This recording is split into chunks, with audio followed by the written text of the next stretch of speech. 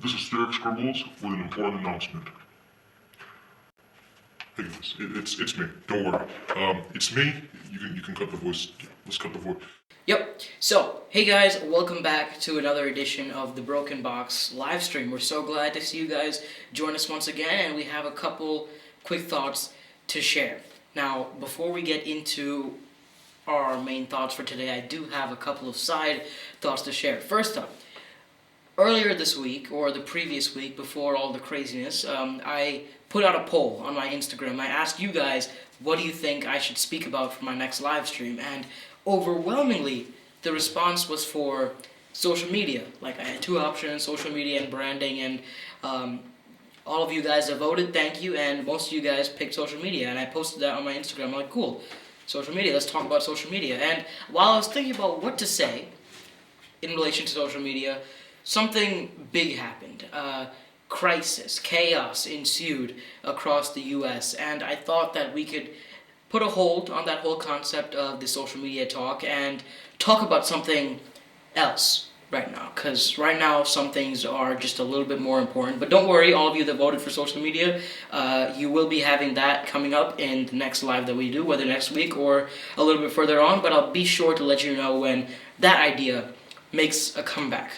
But all in all, that's about all the updates I had to give you so far. So glad that you could join us, glad that you could join me live, basically, for people who are coming for the first time. What we do here is we kind of talk, we share.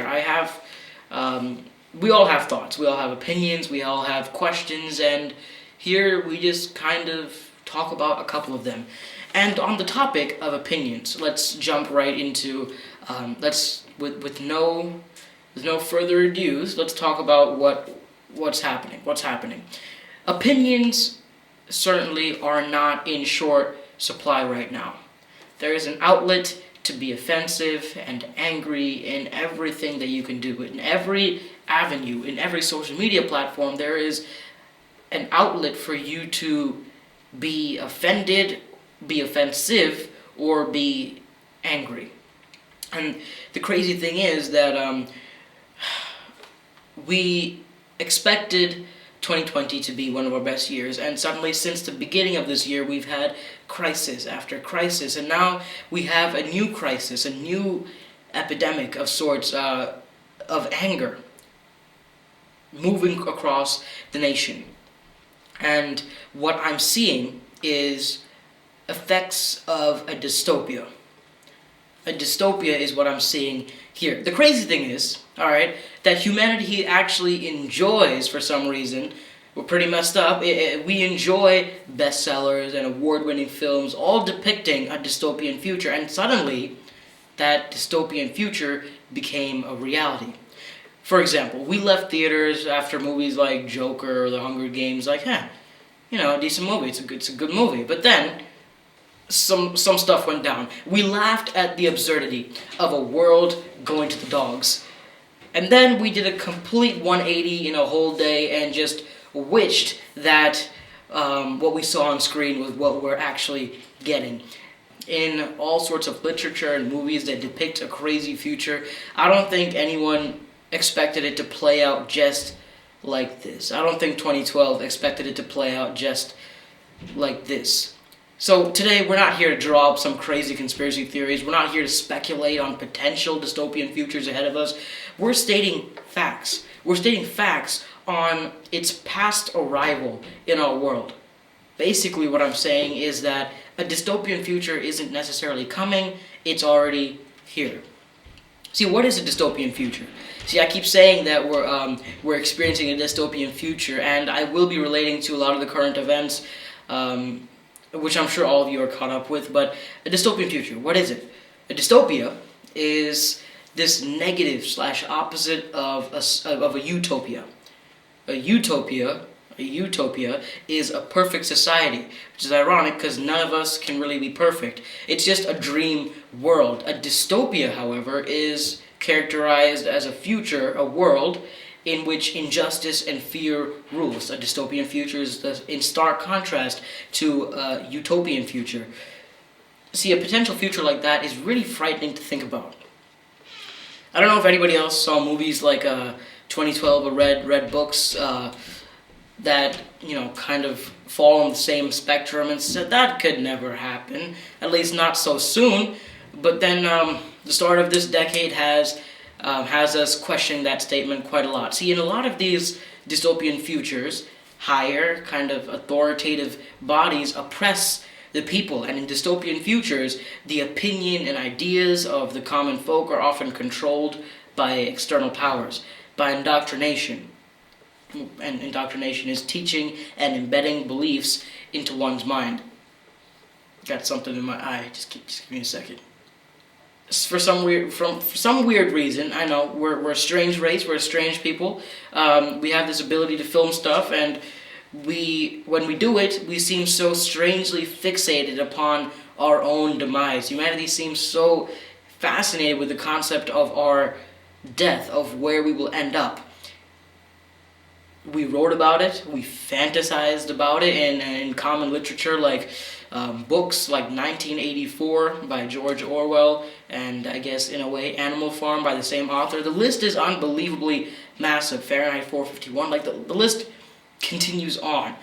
We love to kind of speculative dystopian fiction is a genre in which we kind of think about where will our actions take us, where will the consequences of our actions lead us to, and now I guess we don't really have to wonder, because we're seeing it play out right in front of our eyes. It's like 2020 has been a movie directed by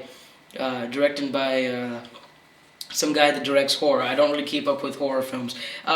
So we've established that the list of our literature and movies that describe dystopian futures is massive, and suddenly we find ourselves right in this position where we are forced to realize that a dystopian future isn't coming. It's already here. It's been here for quite a while. See, a world where altered perception controls everything we see and do is not far off. Just a small example. Take a look at this. In this, you can see a speculation of what a dystopian world would look like in fiction. And now, let's switch to our reality. So how exactly has this idea of dystopia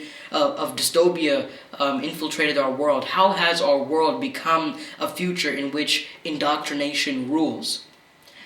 Well, I put it in this one simple term: packaging. Boom. Packaging. The media is having an absolute field day with so many stories since the beginning of 2020. It feels like they struck a deal with the universe. Like, hey, our social media outlets are running a bit dry. You got something for us? And 20's like, I got you. All right, like, I got you. So 2020's absolutely been blasted. Media, social media, newspaper outlets, they're all having an absolute blast this year. It's like a dream come true. See, it's packaging. It's all about packaging. It could be anything from cigarettes, intoxicating drinks. It could be anything, and people will buy it. People will buy it as long as it's packaged well.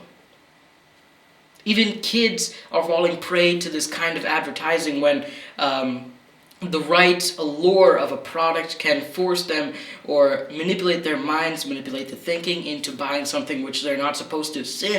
The concept of sin, the concept of treachery is just the same. In fact, packaging is the whole basis that supports temptation. Let's look at a historical text for a second. In the Garden of Eden, it's a story that we all know, whether we've read the Bible a lot or not. Adam and Eve is a common reference. And in the Garden of Eden, for just as a quick synopsis, God gave them this beautiful, beautiful land when the world was first formed, put two people in that land, and then a serpent came in the form, the devil in the form of a serpent came, and he tricked them into eating of the one fruit which God told them not to. The serpent packaged the whole forbidden fruit as a miracle working power that would bring humankind godlike abilities. And sadly, Adam and Eve bought it. Just a quick sidebar, I think that we throw too much shade at Adam and Eve for taking that fruit. Like, well, it's like, if they hadn't done it, we would have been in a much better place. I mean, in all fairness, if they hadn't done it, one of us would have. If they hadn't done it, one of their descendants would have. So I don't know. That's just something that I thought about whenever I hear Adam and Eve. People blaming Adam and Eve, angry at Adam and Eve for that one mistake. Yeah, sure. It was pretty terrible mistake. Like he said, just one thing, don't do it, and you did it. But if it hadn't been one of them, it would have been one of us, and we're seeing that play out in our world today. So can you really tell me that's not a potential future or potential past? Sin, whether you like it or not, appeals to the human nature. It's an inevitable truth. In fact, let's talk about Las Vegas. Cities like Las Vegas, home to some of the world's most famous casinos, thrive on the sin industries. What is a sin industry? I mean, this is just an example to show how manipulative the idea of packaging, the idea of indoctrination can be. Sin industries began to thrive. I'm just realizing this connection now. Sin industries began to thrive in the 1920s. When the world was going through basically an identical situation. There was the Great Depression ravaging the nation. People were hungry, people were angry, people were in the streets. And in a similar time to that, there was the boom of illegal, or I guess you would call them sinful industries that include gambling, alcohol trade, tobacco.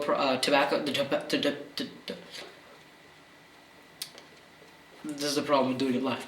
The tobacco industry, all these so-called sin industries are a history lesson for another time, but I think you get the idea. These industries began to boom when humanity had nowhere else to vent their anger, vent their disappointment in a world that had failed them.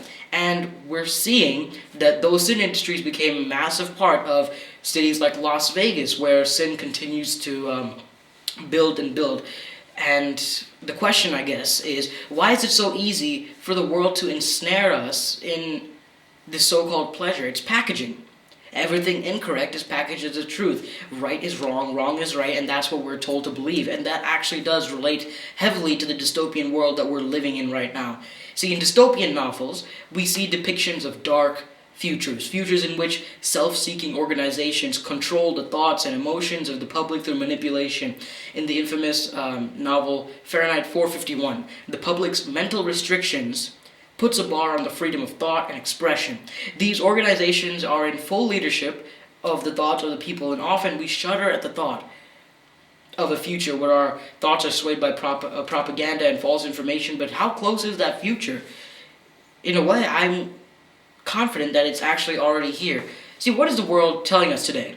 It's telling us that a lack of morality is acceptable and expected in today's world.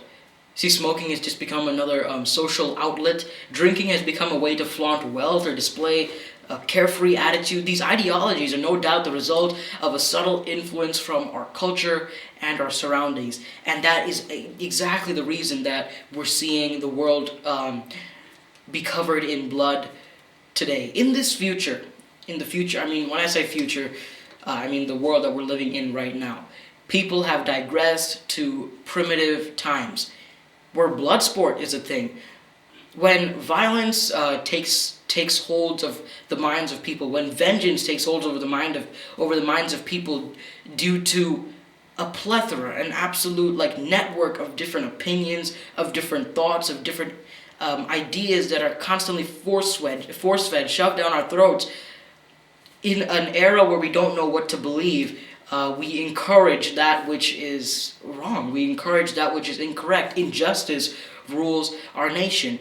I mean, tell me honestly, can you find something in your heart which you firmly stand for that you could say is without a doubt true? I guess with our own opinions, which only furthers that point, with our own opinions we can all say that we're right.